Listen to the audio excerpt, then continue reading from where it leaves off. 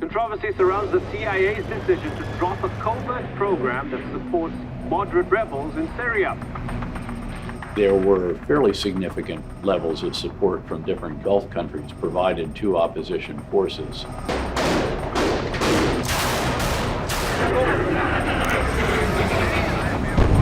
Syrian government forces have captured nearly half of the city's rebel-held territory. The program did put a lot of pressure on Bashar al-Assad and ultimately forced Iran and Russia to intervene. Iranian commanders have been deep inside Syrian military operations.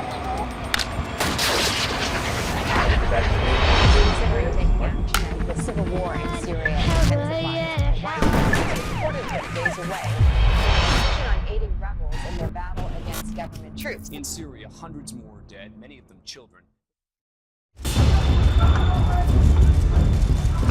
It's 2 years since the regime army pounced on Dara to silence calls for a revolution with gunfire.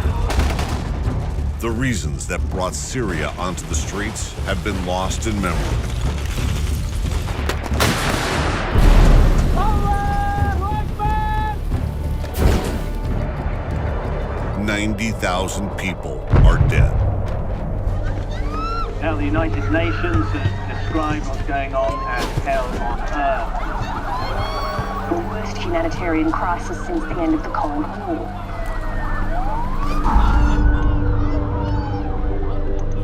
More than 1 million people flee the country. We're seeing evidence of the humanitarian situation inside Syria, and it is only getting worse. Refugee camps in Turkey, Lebanon, and Jordan are overflowing. Tens of thousands of civilians have escaped the fighting, while thousands more are believed to be inside and too afraid to flee. Very few governments in the West are willing to arm the rebels. Most European Union members are strongly against arming the opposition. EU foreign ministers have decided against lifting a ban on shipping weapons to the Syrian opposition. Today we also agreed to extend the sanctions against Syria for a further 3 months, and we're amending them so as to enable greater non-lethal support and technical assistance for the protection of civilians. There was a great fear that weaponry and equipment would wind up in the hands of the wrong people, and there would be a story on the first page of the Washington Post or the New York Times or both criticizing this effort. Well, today the Obama administration is being called out for its handling of the Syrian civil war, and the challenge is coming from within the State Department. The U.S. ambassador to Syria struggles to get a clear strategy from Washington. But President Barack Obama has more questions than solutions. Well, the Obama administration agreed on the goal.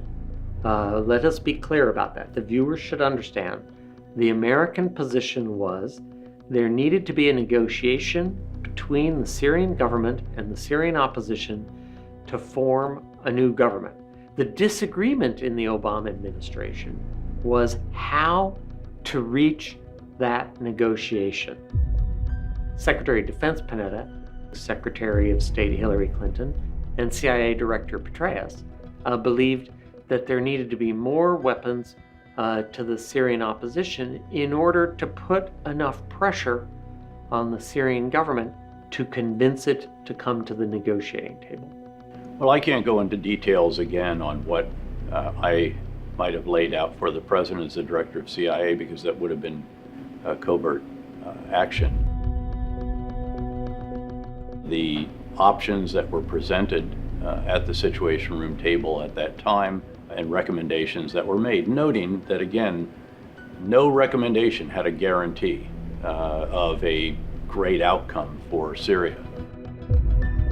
The bigger recommendation by Petraeus, however, came in early August 2012, when he and the Secretary of State, the Secretary of Defense, and the Chairman of the Joint Chiefs all went to President Obama and said, Mr. President, we're faced not only with a mass homicide campaign by the Syrian regime, which is acting as a recruitment for extremists around the world, but we're also seeing al-Qaeda beginning to root itself inside Syria.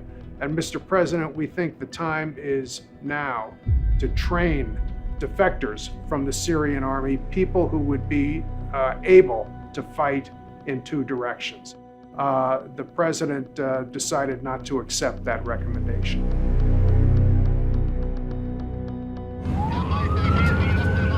The Syrian opposition splinters into hundreds of armed groups.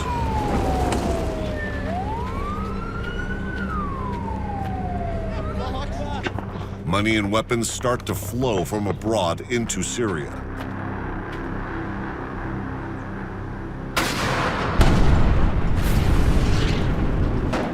The armed struggle devolves into a full-blown war.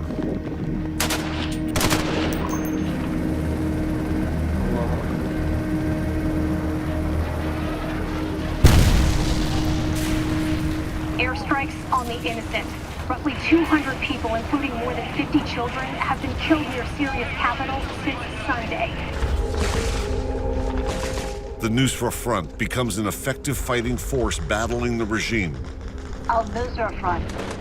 It is linked to al-Qaeda. They operate mainly in Syria, where the group is trying to establish an Islamic State. The rise of an al-Qaeda offshoot finally stirs the U.S. president into action. Controversy surrounds the CIA's decision to drop a covert program that supports moderate rebels in Syria. Obama secretly authorizes a program to arm Syria's embattled rebels, codename Timber Sycamore. We learned today that the CIA is involved in the Syrian civil war. Secret program run by the CIA in the region. The mission is assigned to the CIA.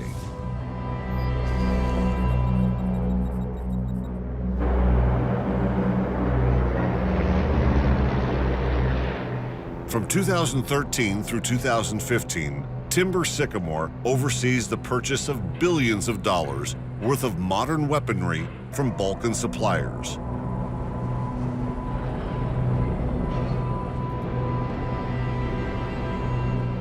The weaponry is shipped to ports in Jordan, where the CIA trains and equips thousands of fighters from more than 50 groups. The Obama administration with the CIA have been neck-deep coordinating the military operations. After attending the CIA-led training, the new recruits are sent to the front line to join the FSA.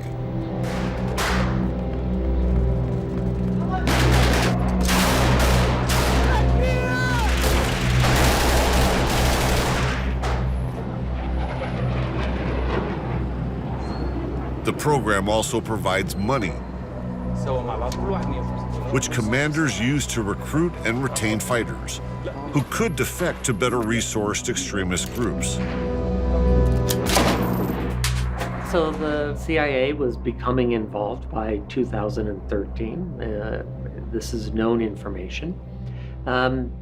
They were working with other countries, including Turkey, Saudi Arabia, and Qatar. But the program had only mixed success. I was the director of the CIA during the early years of the Syrian civil war. Ultimately, there were very modest efforts on the part of the U.S. and other coalition elements, and then some fairly significant levels of support from different Gulf countries provided to opposition forces. But I think this came too late, and it was too little. Well, I mean, as I said, support was given to the opposition. I don't want to we don't need to get into the details, but as I said, it's a well-known and poorly kept secret that support was given to the opposition. The opposition had weapons. In Syria, we have significant change in the civil war. The CIA program to arm and equip the rebels gives a new hope to those willing to fight Assad. For the first time, the Assad regime is losing control of the country, and the opposition may win the civil war. Rebel forces enjoy a series of tactical victories, taking control of several outlying suburbs and towns. I certainly felt like Assad was not going to last, past about 2013, because we saw the Syrian opposition groups very rapidly gain territory. Of course, they overran a number of Syrian military bases. And as I recall, the director of national intelligence at one point in time thought that, Bashar al-Assad was not long to stay and so forth.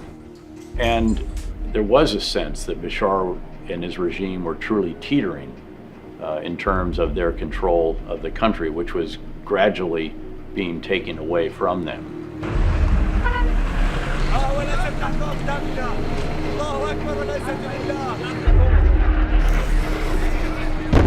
However, the victory is short-lived.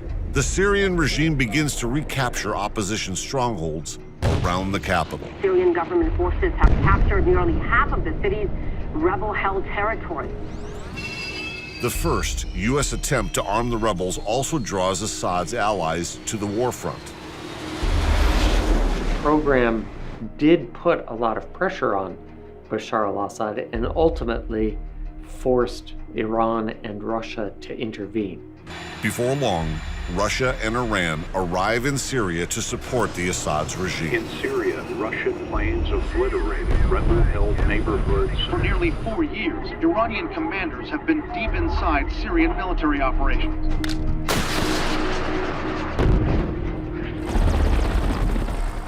And then Russian air power, together with some Russian special operations forces, that proved to be the ultimate enabler that tipped the balance in favor of Bashar al-Assad's regime. And because of this, it always seemed to me that statements that there is no military solution in Syria, at the very least, that was not agreed by Bashar al-Assad and Vladimir Putin and others. Qasem Soleimani, the commander of the Revolutionary Guards Corps Quds Force of Iran, they clearly were intent on inflicting a military solution, no matter how destructive, no matter how barbaric, no matter how terrible their actions would be seen in the rest of the world. This isn't exactly the beginning of Russia and Iran's involvement in the war. They've backed Assad with weapons and intelligence since the first days of the uprising, and have blocked any decision against the regime at the United Nations. The result of the voting is as follows. The draft resolution has not been adopted owing to the negative vote of a permanent member of the Council.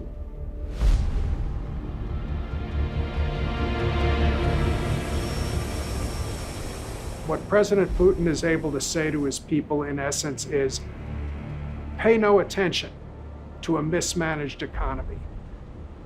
Pay no attention to world-class kleptocratic corruption in Russia.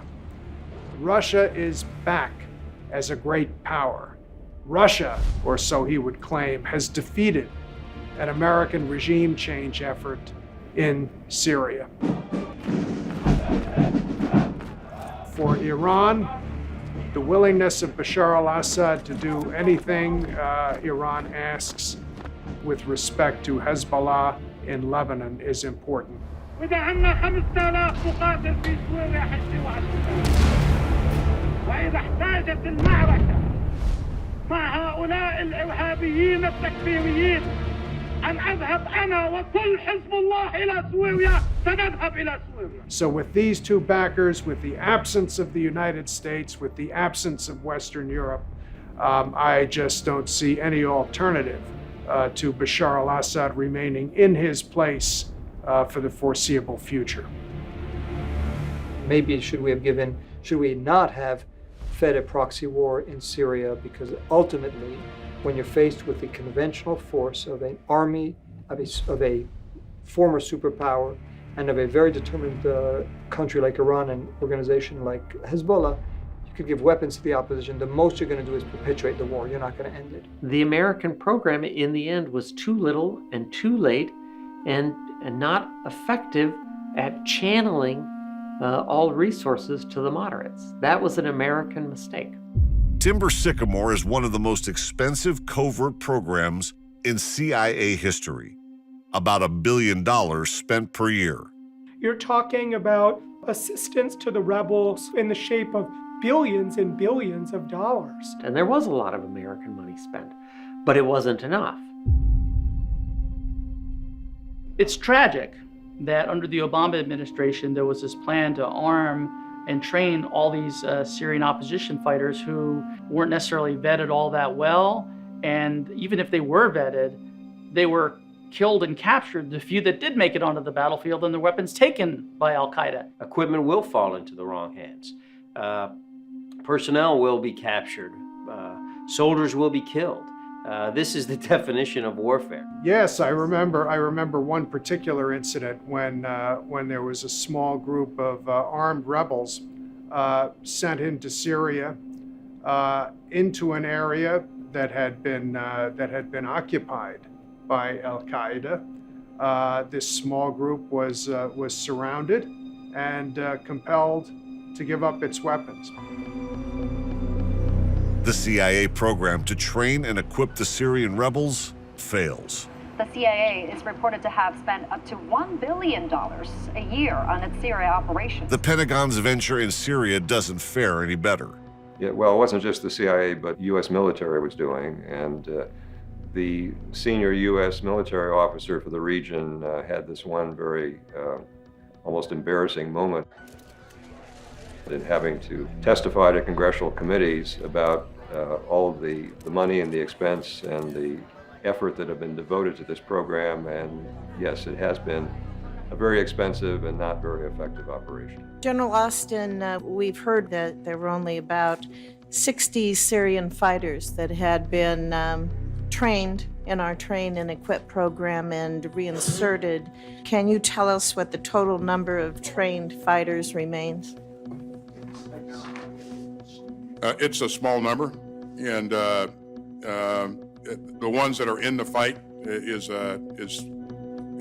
we're talking four or five.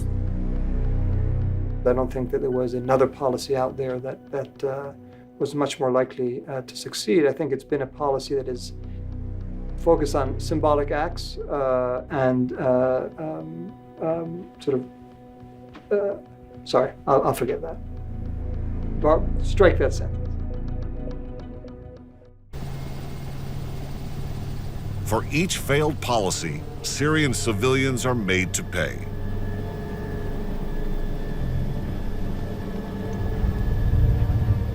The Assad regime is now flying helicopters, dropping containers packed with nails, steel, and gasoline.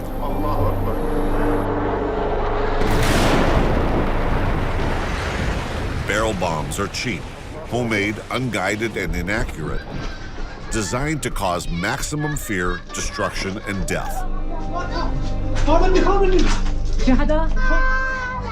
I've tried over the years to persuade my government to end Bashar al-Assad's free ride for mass homicide, and I've obviously failed in that effort. طيارة ما كان لها صوت فجأة انفجر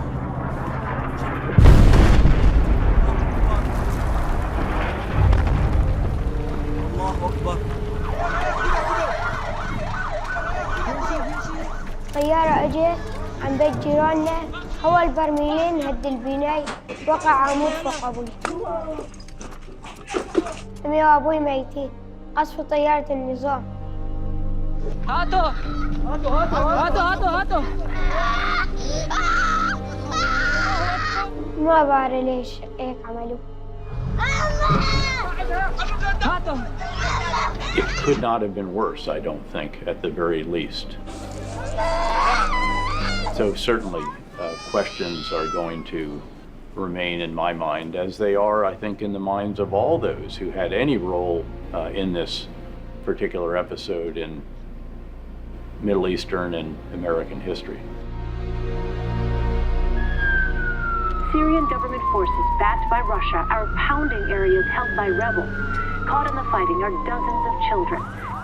لهوت ما كنا ساكنين بيتنا انقصت حارتنا كلها.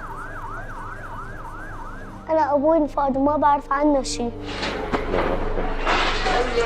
يعني صار هيك قذف وينزلوا صواريخ براميل.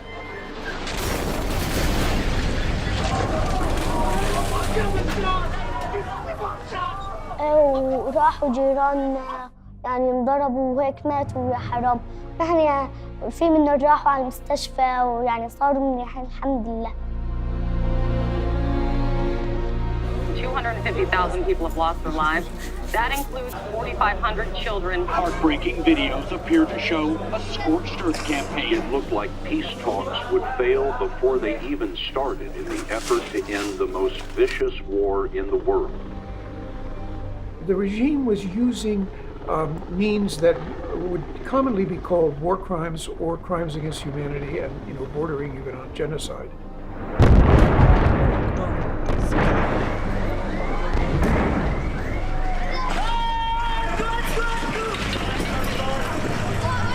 There's no reason that the Obama administration couldn't have used that as a focus as well. And they basically were silent. So naive, I can't really say. Just mistaken and misdirected is the way I would sum it up.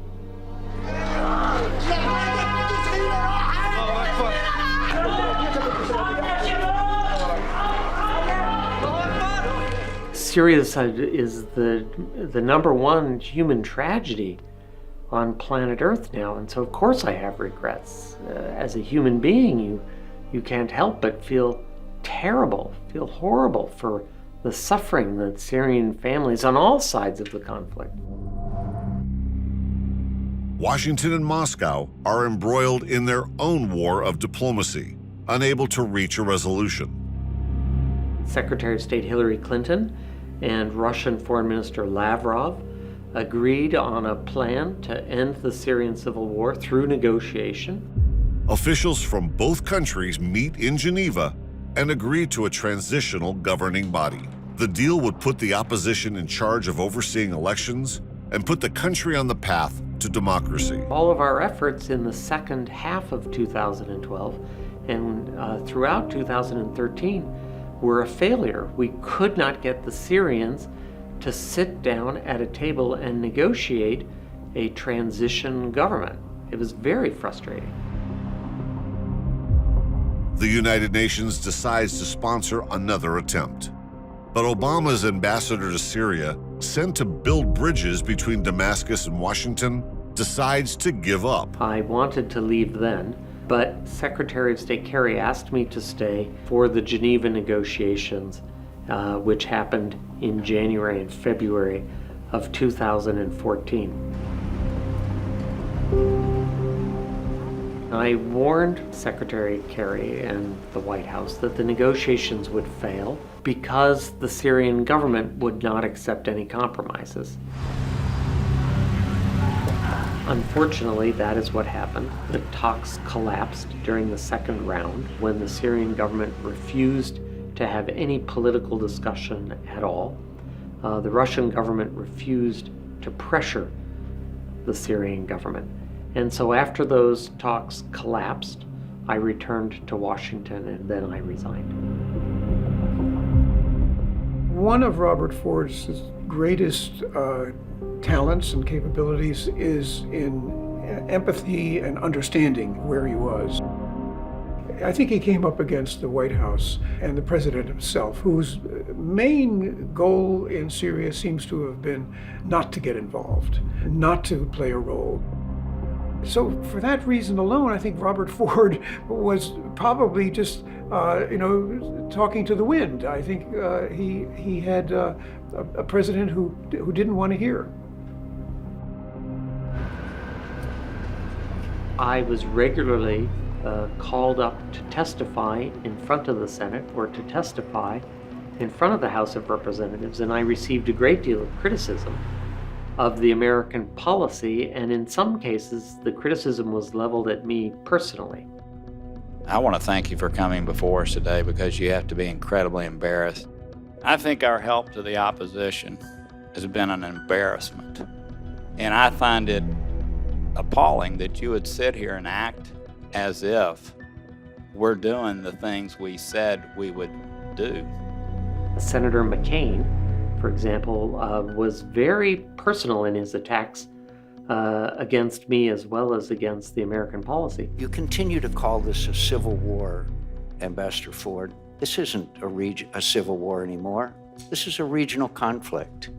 And I could not say to Senator McCain in front of television cameras and lights that I disagreed with the president's policy behind closed doors. You can't say that when you're in the administration. For you to describe this as a, quote, civil war, of course, is a gross distortion of the facts, which again makes many of us question your fundamental strategy because you don't describe the realities on the ground.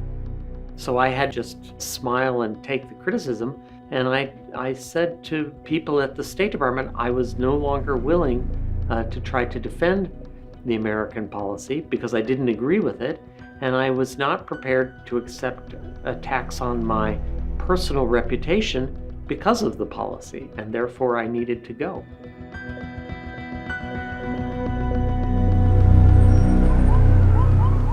In the next episode of Syria, The Backstage, how the White House ignores warnings of a brutal force that would change the course of the Syrian war for the worse.